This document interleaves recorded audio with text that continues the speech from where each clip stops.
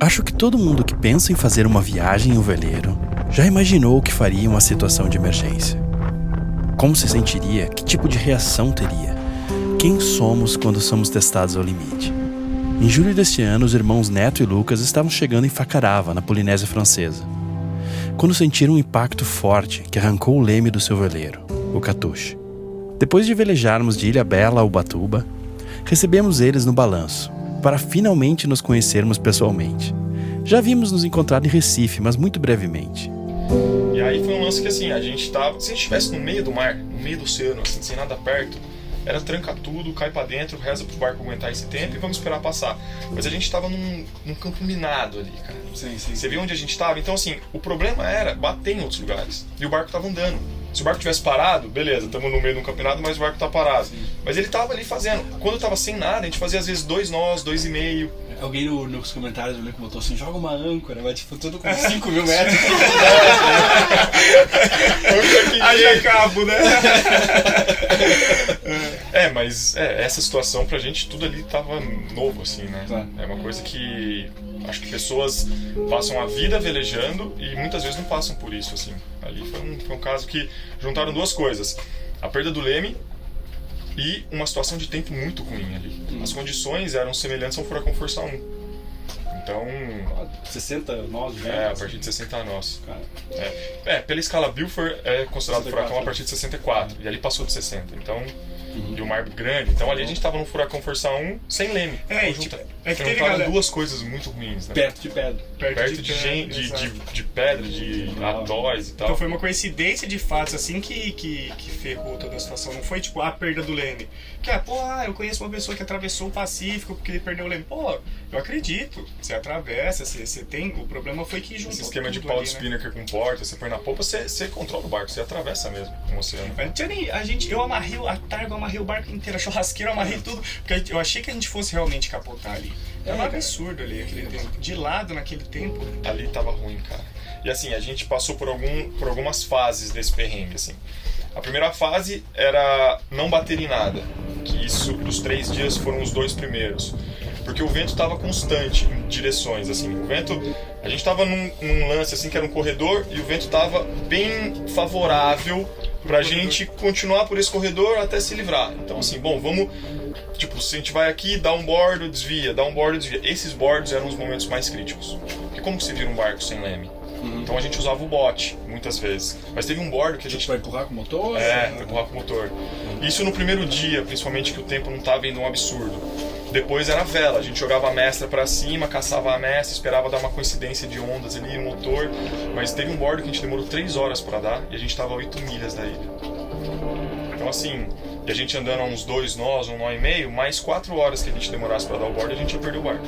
E outra coisa, foi a primeira vez na vida, assim, que a gente lidou com aquela situação, com aquele sentimento de possível morte, assim, sabe? Que você tá... Porque o mar tava gigante, e esse mar gigante, quando tava chegando nesses atóis, tava virando um tiarrupo da vida, que são aquelas ondas imensas. Então, se você chegar ali com o barco você vai perder com certeza. E como é que você se salva numa dessa? Você pula na balsa e você vai junto também. Tipo, joga a balsa na água. Se você joga a balsa, você vai junto com o barco. Vai a balsa, vai tudo, né? Então ali não tinha o que fazer. Não tinha muito o que fazer. Então, tava... E outras pessoas pra ajudar. Quem que vai ali ajudar? Como que chega ali?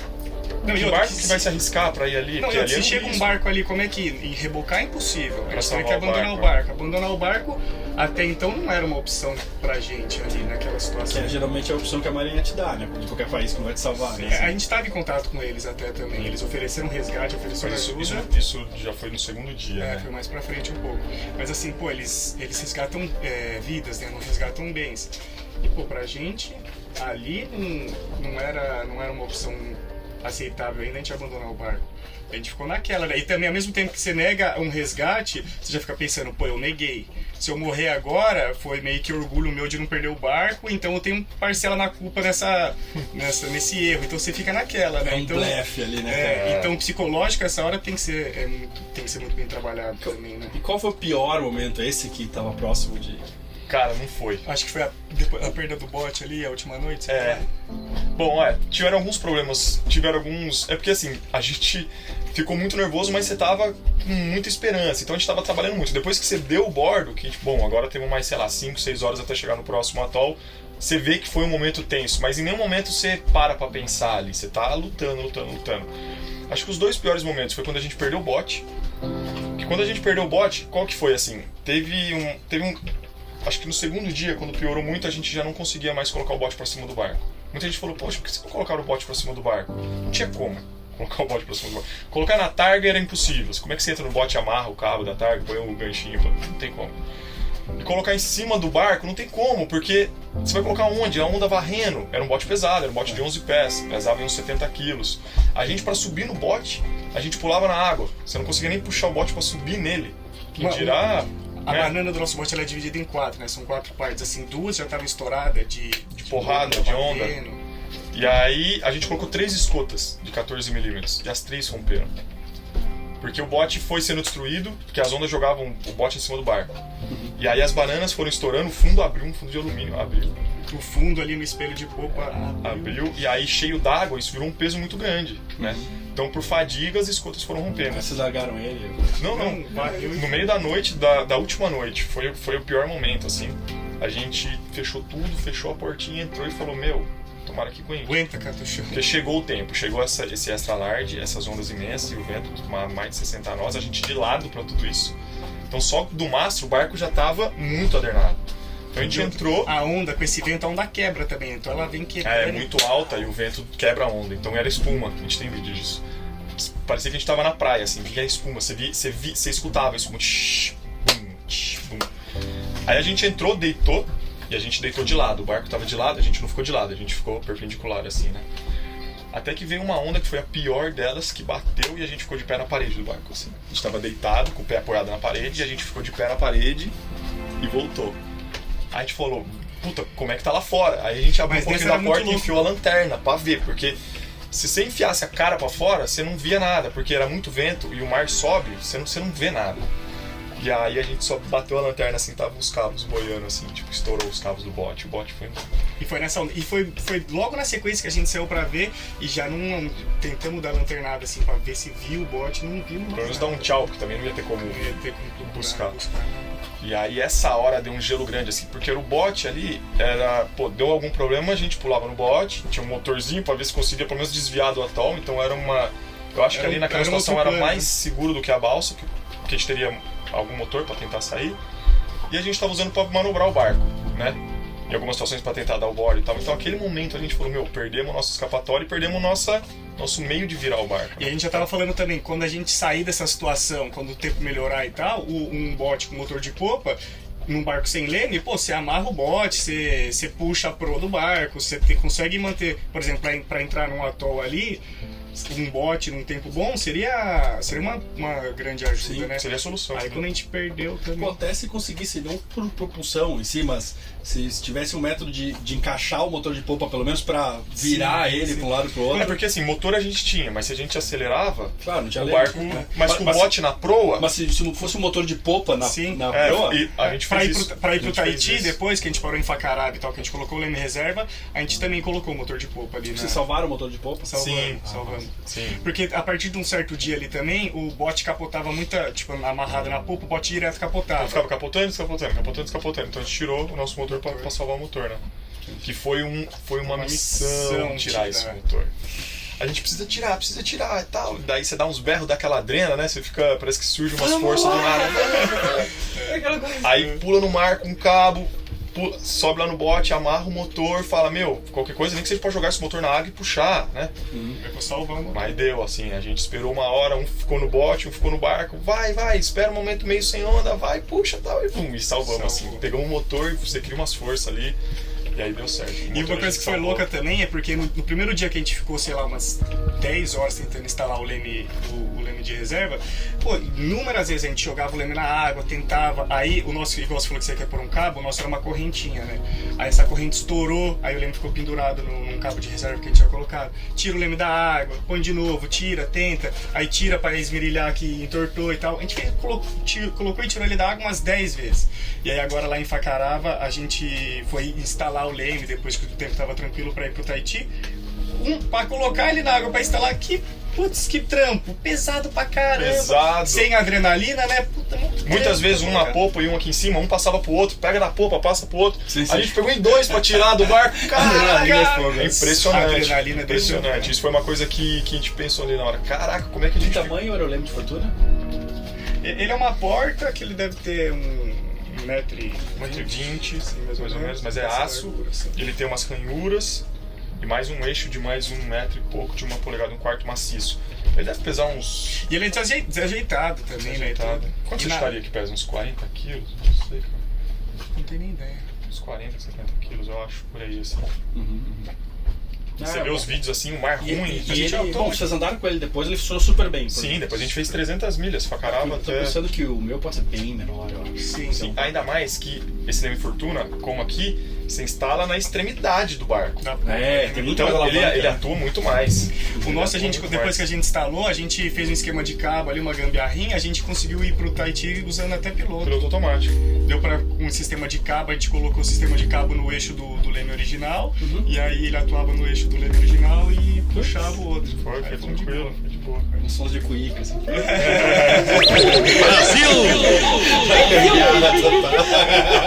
Aí foi de boa. Colocou uns esticadorzinhos assim pro cabo ir bambiando, a gente esticava. Foi de boa. Caraca, cara. Uma das coisas mais poderosas de contar e ouvir histórias é que você tem a chance de aprender não só com a sua experiência, mas com a de outras pessoas também. Depois disso tudo, eu comecei a bolar um leme reserva para o balanço. Essas coisas que acontecem, assim, ainda mais com alguém, por exemplo, que tá na mídia, que nem vocês, assim, é um lance que faz todo mundo que tem barco dar uma pensada também, né? Por exemplo, a coisa do leme, né? Só que, claro que, por exemplo, eu tô fazendo leme reserva, mas comigo vai dar problema em outra coisa. Exato.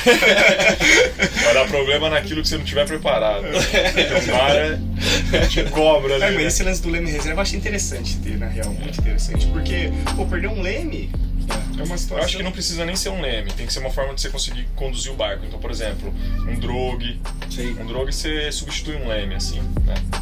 Lógico, são algumas mas assim, vantagens e algumas desvantagens. Facilidade de montagem, só jogar na água. E desvantagem que você não faz uma manobra. Então, pra você chegar num cais, você não consegue com o drogue, assim vai ser muito difícil, o leme é melhor. Sim, sim. Mas se você tá no meio do mar e só quer ir pra algum lugar, o drogue você vai. Num lugar que você consiga jogar âncora e... Cara, e mesmo que balançando, se fique salvo lá, né? Exato. E você não precisa fazer uma estrutura na polpa do barco, você não precisa fazer nada, é um Com um drogue. drogue ali você atravessa o oceano, assim. Você vai... Vento a favor, não vai conseguir orçar, mas... Até orçar você consegue, na real. Caraca. Porque o último dia ali a O gente fez... través você faz, assim. Faz também. Eu tô fazendo leme reserva agora, depois eu vou pedir dicas. Mas a ideia que eu tava pensando, eu falei com os caras que construíram barcos também, né? Do tamanho da folha, a posição e tal, né? E eu, cara, tem que ser uma coisa que eu consiga guardar e eu consiga andar de través. Assim, Sim. né? Tipo, porque também eu imagino que não dá pra ser muito exigente, né?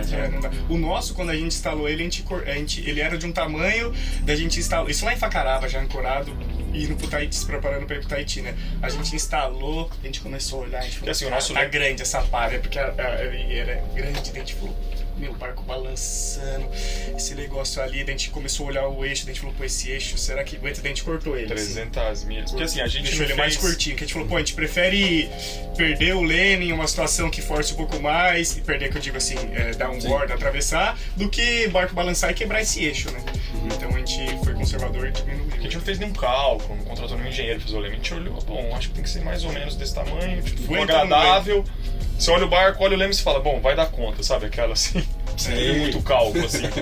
E a gente testou aqui em Ubatuba, acho que 2 dias antes de sair, né? A gente Mas colocou o testou leme, assim, nessa condição, né, de Ubatuba, assim, colocou o leme, saiu com o motor e, beleza, funciona, vamos levar. Eu fiquei pensando, porque assim, eu não tenho muito detalhe, não sei se vocês, eu pelo menos não vi muitos detalhes assim, qual era, cara, o mar balançando pra caramba, né, tipo, é difícil ficar ali fora, né, quanto mais botar um leme ali, né. Mas eu fiquei tentando imaginar assim, tipo, tá, eu tô aqui, sentei ele na polpa, eu tô com um leme aqui, sei lá, de madeira, aí eu vou botar ele e provavelmente ele vai flutuar, sabe, assim, aí já vai ter que, né. E aí eu fiquei pensando, cara, que tipo de dificuldade vocês tiveram pra colocar o leme ali, assim? O que mais pesava, assim? A gente tava uma velejadinha, tava uma ondulação até que grande, mas tava tudo de popa. Vento de popa, ondulação de popa. Então a gente tava indo tranquilo, assim, sabe? Dava uma surfadinha e tal. Mas daí quando a gente perdeu o leme, a gente atravessou, né? Ficou de lado pro vento. E aí o barco começou a balançar demais mesmo. E nosso esquema ali na popa também, e o nosso leme não é de madeira, ele é de aço, ele afunda. Eu tô fazendo de aço e pra inundar mesmo, pra ele afundar. Pra ele afundar, sem sim. espaço. Eu pensei em botar espuma, depois você vai boiar, então deixa inundar. A gente tinha umas placas de isopor, que o nosso lá ele ficou bem pesado. Esse Então, isopor não é pra ele boiar. É só pra aliviar o peso. aliviar um pouco. Porque é ruim boiar, né? Não, fazendo movimento, E muito peso é ruim, porque você não puxa. O nosso lá era muito pesado, né? Então tinha essas placas que a gente jogava ele na água, ele ficava afundando um pouco, assim, né? Mas... E aí, nessa também que o barco ficou de lado, em primeiro lugar, que ele não fica 100% parado no mesmo lugar, ele dá uma velejadinha, daí nisso já deu uma ferrada em árvore seca ali, e o balanço também, muito balanço. E, pô, a gente tinha que o leme dentro da água ali, afundado, eu dentro da água, tentando encaixar o eixo ali no flange, e o Neto ali em cima puxando, mas isso... Então esse esquema da cordinha que eu botei, que vocês já fizeram, não é bem assim. Cara, porque, assim, aqui você instala, mas se o porque barco no nosso estiver caso ali, a balançando- flange, o eixo entrava justo, pra não ter jogo. Eu fiz com a fogo. Então, E um cônico, sabe assim? Dos dois lados. sim, Tipo, o nosso também cônico. O nosso é um cônico, só que é um cônico pra ajudar ele a entrar, assim, mas ele é justo. E na hora ali... É que na teoria você fala, bom, tá aqui, eu vou jogar na água, puxo o cabo, ele vai entrar. Mas, cara, se o barco estiver mexendo um pouco, já complicou, cara. Sim. E outra coisa também, o barco tava balançando. Teve uma hora que o eixo entrou e o barco balançou. Aí entortou a ponta do eixo. Porque era um eixo grande, com uma porta de leme grande, e ele Quantos balançou. milímetros era? O eixo era 1,25 polegadas, né? E é assim, aparelho grossa ou não mais... Não, maciço. Maciço. Um eixo maciço. E E ele entrou um pouco e entortou. Só que Mas- entortou assim, milimétrico. Até a gente ver também que tinha entortado, a gente ficou umas 2 horas ali tentando e não entrava. Por quê? Porque tinha entortado um pouquinho. Aí a gente tirou e pôs uma régua, a gente viu que tava torto, mas você nem olhava, você não via que tava torto. Aí a gente Mas viu no esse- meio da treta, a gente pegou a lixadeira. Tirou o torto da lixadeira, tem esse vídeo. Vamos comer ele de lixadeira, velho.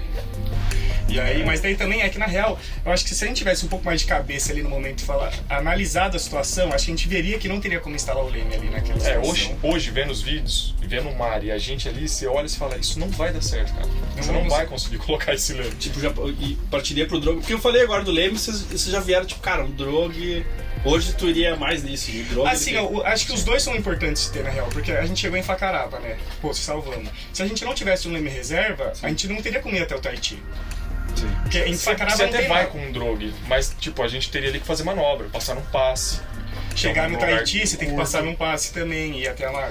Quando a gente viu que a gente não ia instalar o leme de vento, não ia conseguir instalar o leme reserva e tal, o que a gente falou? Bom, a gente tá de lado nessa ondulação, o tempo tava piorando, a gente entrou em contato com o Renatão do Seu Ipanema também, não sei se vocês conhecem, Sim. ele surfa muito por lá também, e ele falou, cara, tá vindo um swell extra large. A gente nunca esquece dessas palavras, né? Extra large. E já tava ruim e ia piorar mais ainda. Daí a gente falou, pô, a gente de lado, nesse swell, que já tá ruim, vai piorar ainda mais, eu na minha cabeça eu tinha certeza que a gente ia dar umas capotadas ali. O Neto se manteve um pouco mais assim, daí a gente falou, pô, a gente tem que proar esse vento, tem que proar esse mar de alguma maneira, né? Daí a gente falou, bom, vamos jogar o drogue pela proa, pra ele segurar a proa, e a gente proar, né?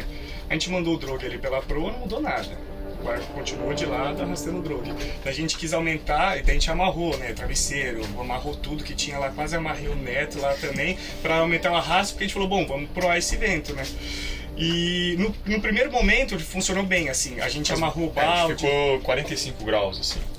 A gente amarrou o balde, tudo, uns 100 metros de cabo, a gente mandou, ele deu uma segurada boa e deu uma proada, assim, no jeito que tirou aquela pancada de lado no costado ali.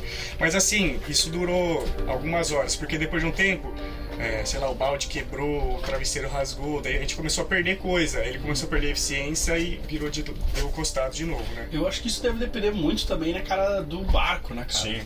Cada barco se Tipo de comporta de um quilha, jeito. porque como o Catuche tem patilhão, que é uma quilha comprida, mesmo sem o leme e o vento batendo ali, a gente andava. Tinha um Sim. segmento. A gente tinha um segmento. Ele é mais pesado, por outro lado, ele tem mais estabilidade de rota, assim, com o patilhão, né? Tá, então eu quero a impressão de vocês, cara, que já tiveram uma experiência real do que vocês acham disso que eu tô fazendo aí pro leme de fortuna. Não, o projeto... Eu acho que não vai funcionar, não. Eu acho que não, o projeto irado, assim, eu acho que tão importante quanto um leme reserva é o drogue, né? Igual a gente estava conversando ali, é prático, fácil de guardar, você pode ter os dois, um drogue não é caro, é barato, é legal, acho que dá até pra fazer você consegue fazer ele. E numa situação crítica igual a gente passou, se você não conseguir instalar seu leme reserva, você veleja, você atravessa o oceano com um droga, né? Você joga ele mais para um lado, joga ele mais para o outro, segurando a bunda do veleiro, você consegue velejar. Isso é 90/40, vocês acham que é exagerado como folha de leme reserva? O que eu vejo que o problema desse 90/40 é o tamanho da porta ali embaixo. O barco balançando, com certeza você vai ter mais controle, né, do que uma portinha menor. Mas o barco balançando é uma alavanca. A chance de estragar ele é maior, né? E uma Ele, fadiga. a estrutura e outra, a instalação disso. Se tiver assim, se você der a sorte, quer dizer, sorte não porque vai ter quebrado, mas se tiver tranquilo assim, pra você instalar vai ser fácil. Mas se tiver um mar ruim, uma porta desse tamanho, debaixo d'água, o barco balançando... O de vocês também era na popa, assim, né? É, exatamente igual. É bem parecido. Exatamente. E aí a gente não conseguiu instalar, a gente ficou o dia inteiro e não conseguiu. Se fosse um lemezinho menor, a gente teria conseguido. Mas tá irado, com certeza tá. Eu acho que você tem que saber assim, que você é um leme reserva, você não vai colocar um leme pra sair velejando, colocar Não, uma minha peça ideia tudo em cima e orçar. É durar no mano. máximo 15 dias, eu tava pensando assim. E outra, você vai estar com um pouquinho a velha e tal, né? Vai estar com Exato, tipo, bota só a genoa, se tiver a Eu favor acho do que vento. 90/40 é até grande, na real. Eu acho que é grande também. É mais fácil você ter um leme que seja Tipo mais 50/40? Porque assim, o nosso ele era maior. A gente instalou ele, a gente falou, muito leme, isso vai forçar muito, o barco balançando ali, a gente cortou ele. Você acha que uns 50/40 seria bom? O nosso hoje em dia acho que deve estar com uns 90/40. Mas o barco de vocês é bem maior, né? É maior. Muito mais deslocamento. Mas eu acho que é melhor você ter um leme menor, que você precise de uma estrutura menor, que seja mais fácil de você instalar e que você veleje menos velho e tal, do que você ter um baita de um leme que vai te permitir orçar, velejar, mas que seja um trambolho, uma dificuldade pra você instalar e tal, né? Não sei, eu iria de uma coisa simples. Vamos ver, tomara que eu não precise carimbar essa experiência. Eu já carimbei a experiência de levar um raio velejando. Eu espero não passar por essa também. Aí os caras me perguntaram, cara, me dá dicas de como não levar raio. Eu falei, né? cara, eu fui o cara que levou o raio. Você não pergunta pra mim, cara. Uma vantagem que eles tinham era de estar com o irmão ao lado. Ou não. Será que o excesso de intimidade atrapalha em um momento assim?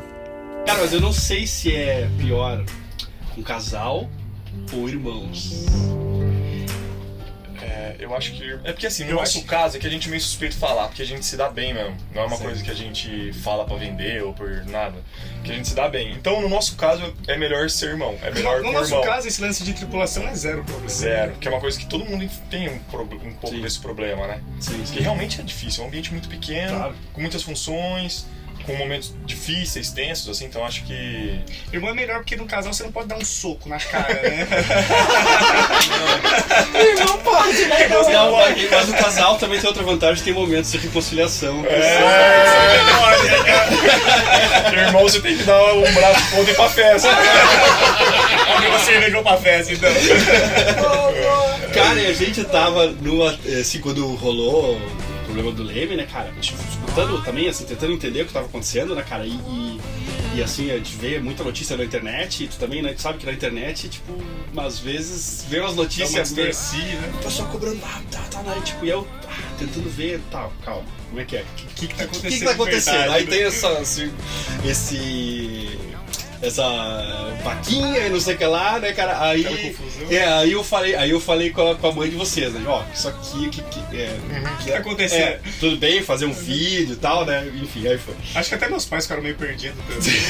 Porque assim, na real ali, ninguém sabia ao certo o que tava rolando, porque a Sim. gente também não tinha como falar exatamente, né? Então, uma A vez gente por também não dia- sabia o que repercutiu aqui durante a situação lá, a gente também não tava muito sabendo. A gente fez o diário ali falando o que tava rolando, mas foram ali 2, 3 páginas. E aí a partir disso começou. Pô, se tá rolando isso, tá rolando aquilo, mas a real ninguém sabia, né? Cara, e era uma tensão, assim, né? Aí quando eu tava acompanhando depois com o IS, né? No... Marine Traffic. Aí tem uma hora que apareceu o cara do Marine Traffic ali, tipo um outro, tinha o barco de vocês, o Catucho, e aí Pleasure Craft. No lado, assim, nessa identificação, e tipo, não sei se vocês viram o vídeo depois, tipo, foi tipo Copa do Mundo. Já passou. Aí eu não sei, não era o que salvou vocês. Foi um anel. Passou do lado, foi embora. Sério, cara? Putz, pior, eu pensei que era o mesmo de vocês, assim, tipo, o AES captado por outro sistema, que tinha um eco, coisa assim, não, então passou mesmo, cara. Passou. Teve uma hora lá que passou um anel assim do lado. Foi embora. Aí você me falou, o que esse cara tá indo fazer, né? Ficou horrível ele saindo assim do passe, indo pra sei lá onde. Onde que esse louco tá indo uma hora dessa? Cada acidente que eu vejo no mar, sinto como se fosse comigo mesmo. É como se os meus próprios sonhos estivessem em risco. Os nossos sonhos sempre estão em risco. Algumas vezes a vida nos faz lembrar disso com uma história assim. O problema é que o outro tipo de risco que os nossos sonhos correm não tem um lembrete ou alarme. Ele cobre tudo lentamente, sem você notar. Sempre esteve lá. É como quase todo sonho morre. O maior risco é você nem começar. No próximo episódio temos mais Catuxa. O Lucas e o Neto vão nos contar em que bateram. E mais detalhes de como aconteceu essa aventura que nos fez suar frio olhando posts do Instagram. Não se esqueça de seguir o hashtag Sal e o Catuxa no YouTube e no Instagram.